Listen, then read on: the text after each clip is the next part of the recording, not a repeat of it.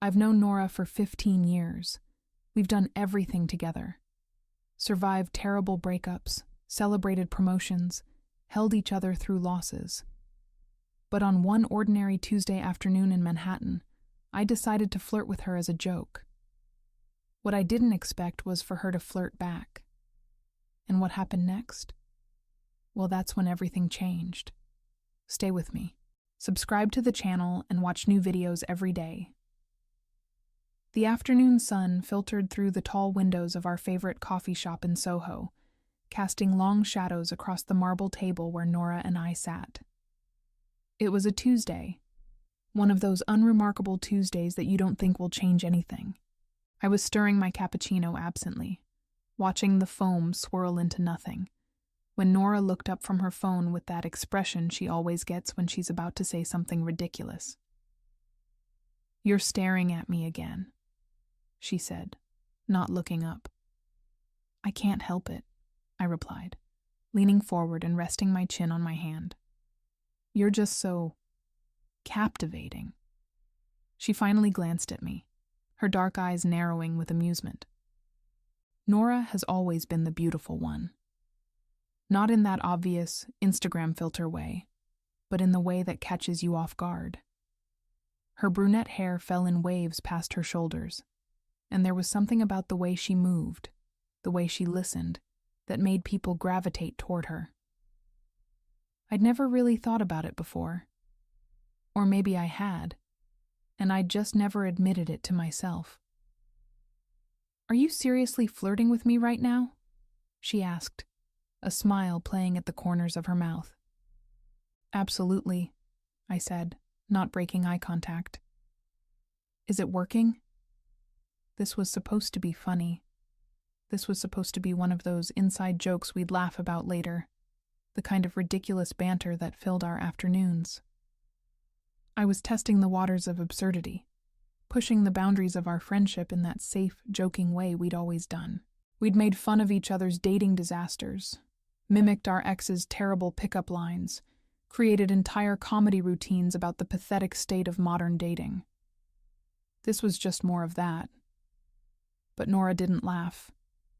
Instead, she set her phone down slowly, deliberately, and leaned back in her chair. Her expression shifted, not dramatically, but noticeably. It was like watching someone remove a mask they didn't even know they were wearing. Her eyes held mine with an intensity that made my stomach flip in a way I couldn't quite explain. "Yeah," she said quietly, her voice dropping to something softer, more deliberate. "It's working." The world seemed to pause. The ambient noise of the coffee shop, the hiss of the espresso machine, the murmur of other conversations, the clink of cups, suddenly felt very far away. My heart was doing something strange in my chest, something that felt almost dangerous. "What?" I managed to say. "You heard me," Nora replied, and there it was, that slow, crooked smile I'd seen 1,000 times before. But never quite like this.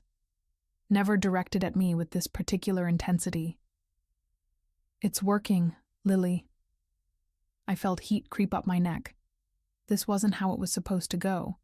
I was supposed to make her laugh, and we were supposed to move on to our usual topics. Her latest dating disaster, my work stress, whether we should finally try that new restaurant in the West Village. Instead, I was sitting across from my best friend of 15 years, feeling like I just stepped off the edge of something and wasn't sure if I was falling or flying. "You're messing with me," I said, but my voice sounded uncertain even to my own ears. "Maybe," Nora said, picking up her coffee cup. "Or maybe I'm finally being honest." That sentence hung between us like a question neither of us knew how to answer. I watched her take a sip of her latte, her eyes never leaving mine over the rim of the cup. There was something deliberate about the way she was looking at me, something that made me feel simultaneously exposed and seen in a way I'd never experienced before. The thing about best friends is that you think you know them completely. You know their coffee order, their favorite movies, the exact way they laugh when something catches them off guard. You know the stories of their heartbreaks and their triumphs. You know the shape of their life so well that you could probably navigate it in the dark. But sitting there in that coffee shop, watching Nora watch me, I realized there was something about her I'd never really looked at before. Or maybe I had, and I'd just been too afraid to acknowledge what I was seeing. "This is weird," I said finally, breaking the silence. "Yeah," Nora agreed, setting her cup down. "It is. We should probably talk about this." "Probably," she said, and that crooked smile appeared again. "But not here. Not now."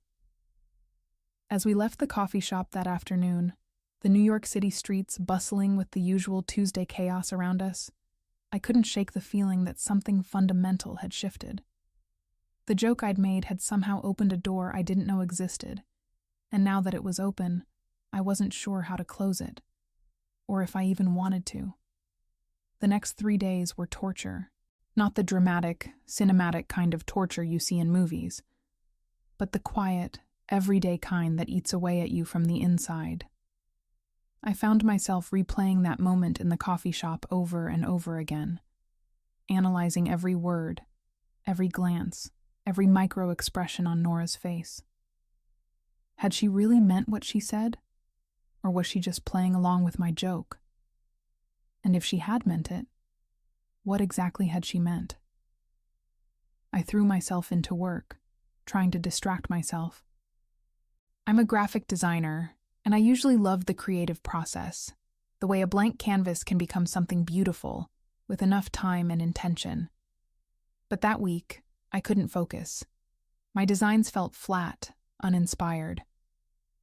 My boss called me into her office on Wednesday to ask if everything was okay. I told her I was fine. I was lying. By Thursday, I couldn't take it anymore. I texted Nora. "We need to talk." She responded within minutes. "I know. Coffee tomorrow?" That night, I barely slept. I lay in bed, staring at the ceiling of my small Brooklyn apartment, running through every possible scenario. What if I'd misread the situation? What if she was just messing with me, and now I was about to make everything awkward by bringing it up? What if she actually meant what she said, and I was about to have a conversation that would either change everything or destroy the most important friendship I had? By the time Friday afternoon rolled around, I was a nervous wreck. I arrived at our coffee shop early, a different location this time, in Park Slope, away from the crowds of Soho. I ordered a cappuccino I didn't really want and sat at a small table in the corner, watching the door.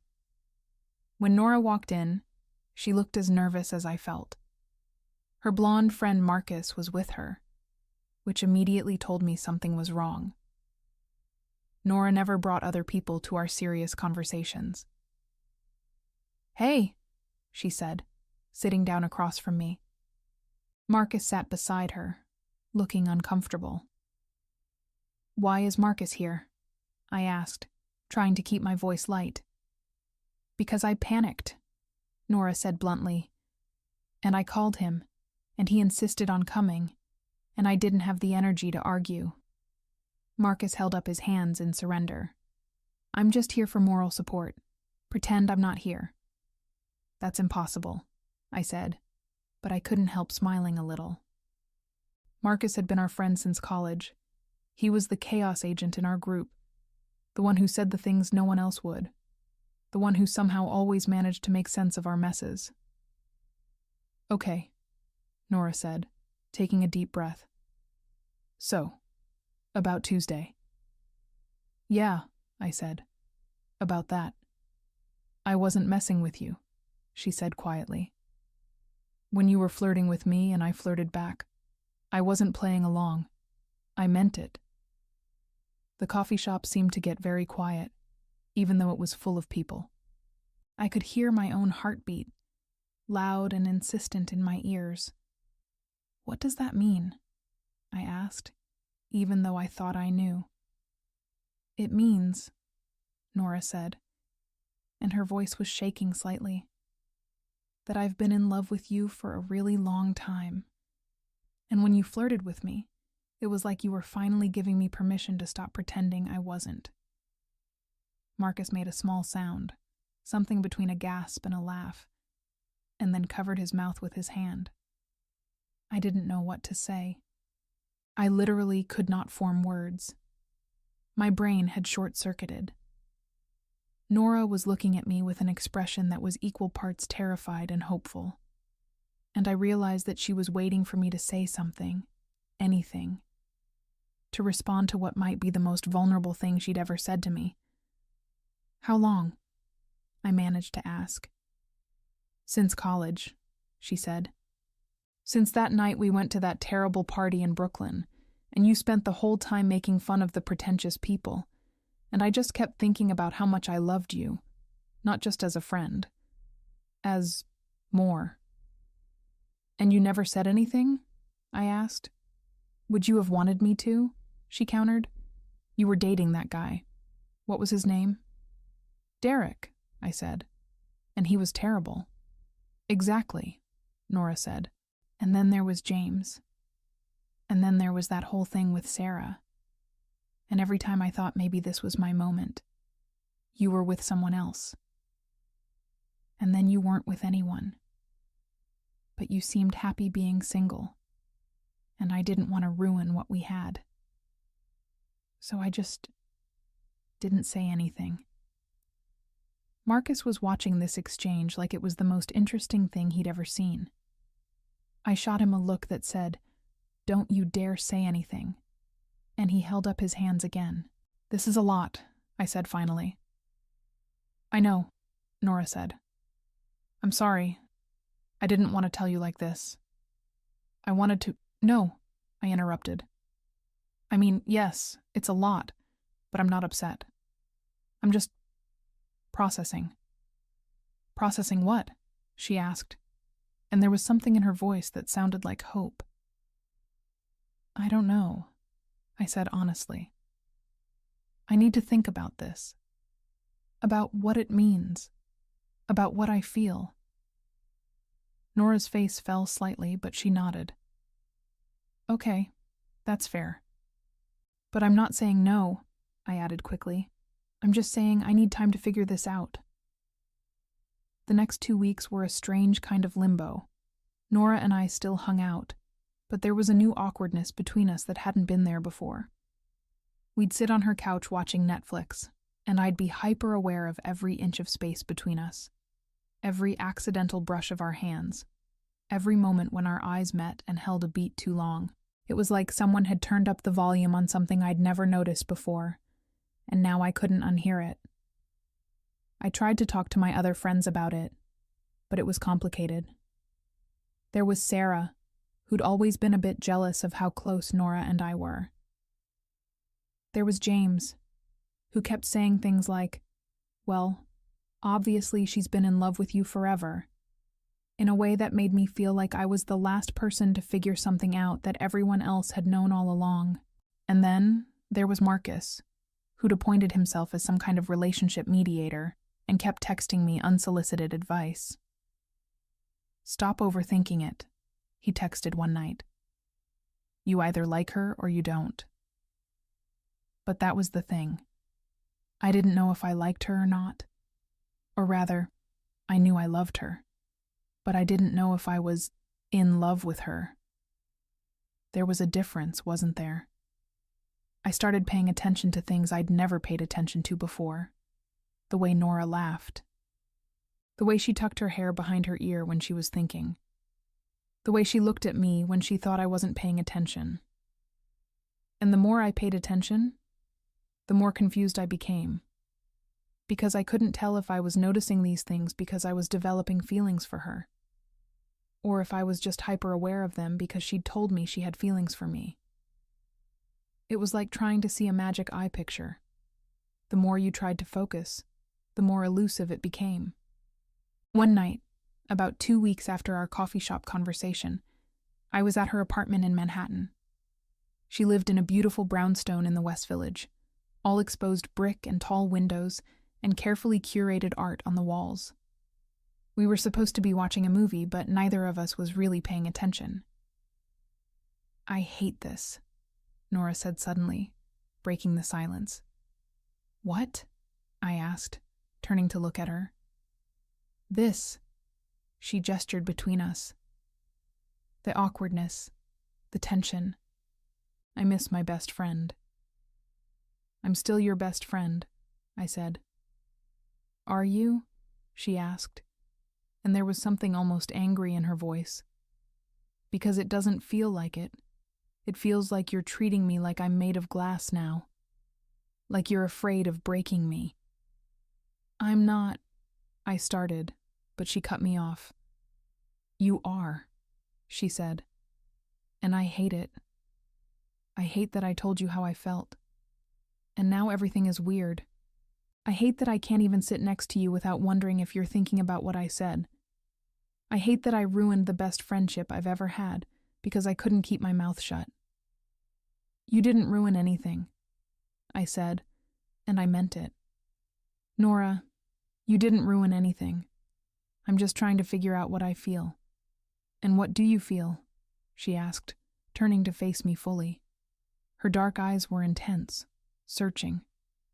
"Tell me honestly, do you feel anything for me beyond friendship?" It was the question I'd been avoiding for 2 weeks, the question I'd been asking myself over and over again without being able to answer.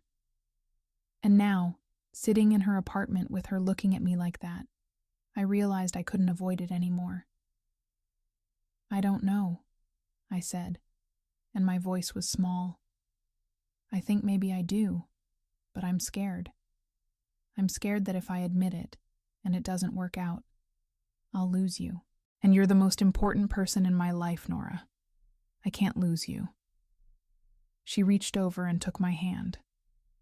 Her touch was warm, familiar, but also electric in a way it had never been before.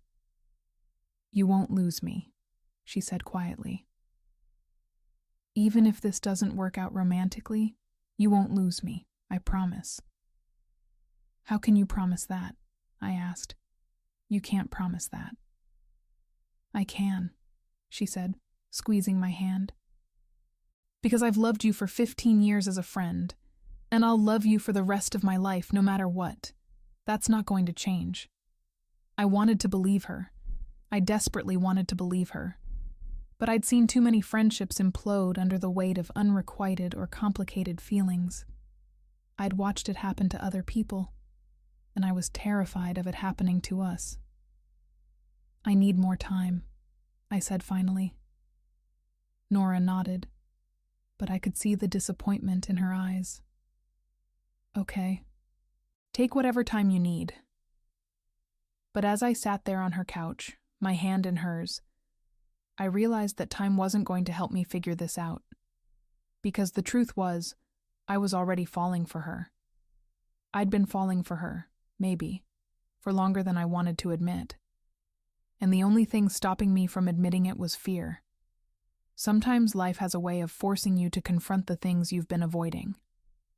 It happened on a Tuesday, exactly 3 weeks after Nora had first told me she was in love with me.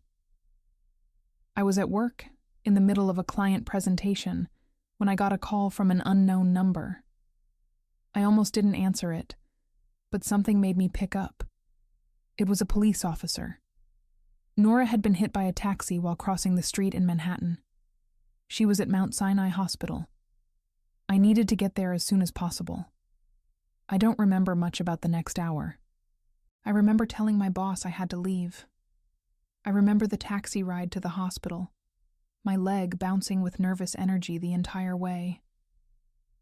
I remember running through the emergency room, asking for Nora, my heart in my throat. When I finally found her, she was in a hospital bed with a cast on her left leg and bandages on her face. She looked small, vulnerable in a way I'd never seen her before. And when she saw me, her face crumpled. "Hey," she said, her voice hoarse. "Hey," I replied, moving to her side and taking her hand carefully, afraid of hurting her. "You scared the shit out of me." "I'm okay," she said. "Just a broken leg and some bruises. The doctor said I was lucky. If I'd been hit a few inches to the left." She didn't finish the sentence, but she didn't have to. I understood what she was saying. She could have died. My best friend, the person I loved more than anyone else in the world, could have been taken from me in an instant. And in that moment, sitting in that hospital room, watching her lie in that bed, everything became crystal clear. I was in love with her. Not in some abstract theoretical way. Not in a way I could rationalize or explain away. I was in love with her in the most concrete, undeniable way possible. The thought of losing her made me feel like I couldn't breathe. The thought of spending the rest of my life without her felt like a tragedy of epic proportions. "I love you," I said, the words tumbling out before I could stop them. "Not just as a friend. I'm in love with you. I have been for a while, I think. And I was just too scared to admit it. But I'm admitting it now. And I don't care if it's the wrong time or the wrong place, or if you've changed your mind. I needed you to know." Nora stared at me, her dark eyes wide.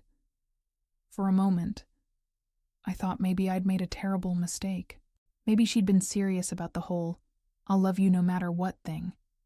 But that didn't mean she wanted me to love her back. Maybe she'd moved on in the 3 weeks since she'd told me how she felt. Maybe. "Come here," she said, tugging on my hand. I leaned down, and she kissed me. It was soft and careful, mindful of her injuries, but it was also the most real thing I'd ever felt. It was like coming home after a long journey. It was like finally understanding a language I'd been hearing my whole life but never quite comprehending. It was like everything I'd been confused about suddenly made sense. When we pulled apart, I was crying. I didn't even realize it until I felt the tears on my cheeks. "I love you too," Nora said, smiling despite the pain I could see she was in. "I've been waiting for you to figure that out." "I'm sorry it took me so long," I said. "Don't be," she replied. "You got here. That's what matters." Recovery was slow. Nora spent 2 weeks in the hospital, and I was there for almost all of it. I brought her books and magazines and terrible hospital food that she pretended to enjoy. I held her hand during physical therapy. I listened to her complain about the pain and the boredom and the indignity of not being able to shower properly. And through it all, we talked, really talked, in a way we never had before. We talked about the moment she realized she was in love with me. It was that night at the party in Brooklyn, just like she'd said. But it was more specific than that. It was the moment I'd made a joke about someone's pretentious art installation, and she'd laughed so hard she'd snorted wine out of her nose. She'd looked at me in that moment, she said, and thought, "I want to spend the rest of my life with this person." I told her about the moments I'd started to feel something shift. It wasn't one specific moment, I realized, but a series of them. It was the way she'd always been there for me, the way she understood me without me having to explain, the way she made me feel seen and valued and loved.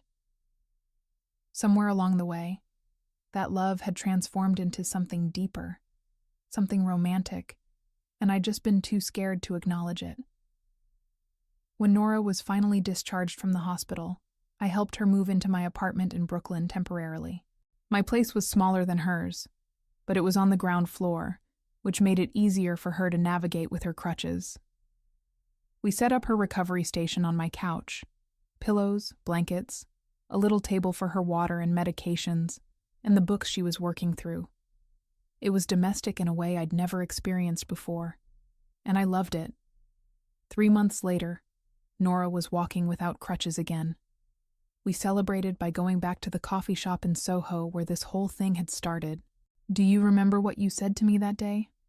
Nora asked, stirring her cappuccino. I flirted with you as a joke, I said, smiling. And I flirted back, she finished. And everything changed. Best joke I ever made, I said. Nora reached across the table and took my hand. You know what the crazy thing is? I don't think it was a joke at all. I think some part of you knew exactly what you were doing. I think some part of you was ready, even if your brain wasn't. I considered this. Maybe she was right. Maybe there had been something in me that day, some deep knowing that had expressed itself through humor and flirtation. Maybe my subconscious had been trying to tell me something that my conscious mind wasn't ready to hear. Well, I said, I'm glad I made that joke. Me too, Nora said. Me too. We sat there in that coffee shop, hands linked across the table, and I thought about how life works in mysterious ways, how a moment of levity can become a moment of truth, how the person you've known your whole life can suddenly become the person you want to spend the rest of your life with, how sometimes the greatest love stories are the ones that were hiding in plain sight all along, just waiting for the right moment to emerge. The afternoon sun filtered through the tall windows, just like it had that first day. But everything was different now.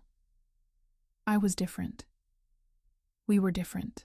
And as I looked at Nora, really looked at her, with all the love and tenderness I felt for her written across my face, I knew that this was just the beginning of our story. Not the end of our friendship, but the beginning of something bigger, something richer, something that encompassed everything we'd been to each other and everything we were about to become. I love you, I said. I love you too, she replied. Always have. Always will. Thank you so much for listening to this story until the end. Your support means everything to us. Here's my advice for you. Don't be afraid to take risks with the people you love. Life is short, and the people who matter most deserve to know how much they mean to you. Don't let fear keep you from the connections that could change your life forever. If you enjoyed this story, please subscribe to the channel. Your support helps us continue creating stories that touch hearts and inspire souls. Leave a comment below telling me which city you're watching from. I'd love to know where this story has reached. May you find the courage to speak your truth, the wisdom to recognize love in all its forms, and the strength to take chances on the people who matter most. God bless you all.